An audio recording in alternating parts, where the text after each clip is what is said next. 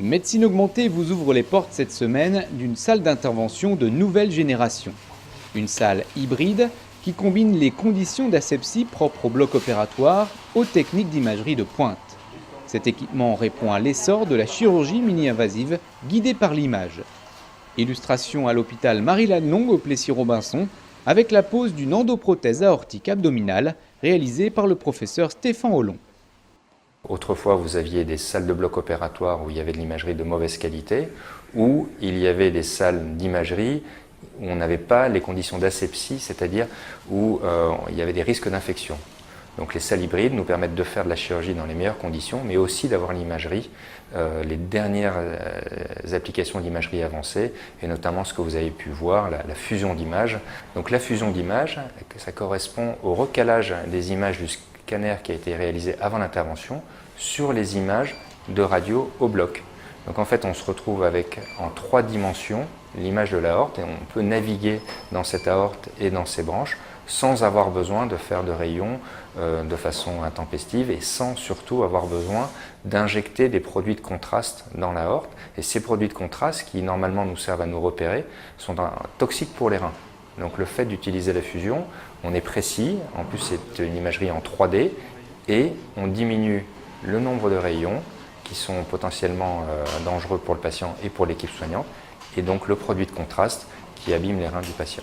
Donc il est nécessaire avant l'intervention de travailler sur l'image du scanner préopératoire pour segmenter des volumes, c'est-à-dire qu'on va choisir les images dont on a besoin pendant l'intervention. Donc là, on a choisi l'aorte à l'endroit où elle était pathologique et les branches de l'aorte qui étaient au-dessus et en dessous de la lésion qu'on ne voulait surtout pas couvrir.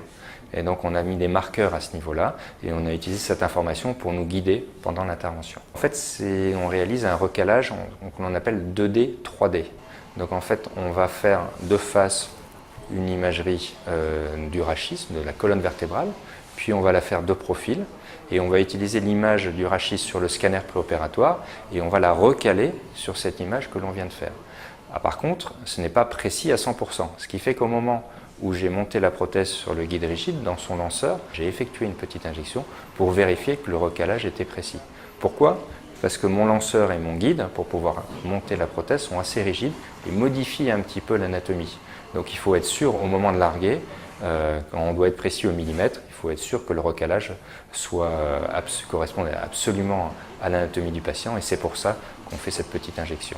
L'enjeu de ces salles hybrides de dernière génération, c'est de pouvoir faire ces interventions en toute sécurité avec les dernières applications d'imagerie avancée, ce qui nous permet d'être très précis, ce qui nous permet surtout à la fin de l'intervention de faire une imagerie en 3D qui correspond au scanner que le patient a normalement quelques jours après l'intervention, ce qui fait que s'il y a le moindre souci, on peut le traiter tout de suite, le patient ne sort pas de la salle, on gère tout de suite la complication, alors qu'autrefois le patient sortait de la salle d'opération, allait en réanimation et dans le service, avait son scanner, et s'il y avait un souci au scanner, revenait en salle. Et on ne voit plus du tout la lésion qui était devant.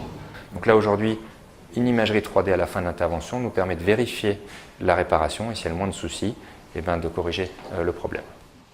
Le patient va pouvoir sortir de l'hôpital beaucoup plus vite, il n'a plus besoin de rester plusieurs jours à l'hôpital. Ce monsieur sortira dans 48 heures alors qu'autrefois, si on avait dû faire à ce patient une chirurgie avec ouverture du thorax et de l'abdomen, il serait resté plus d'une semaine à l'hôpital.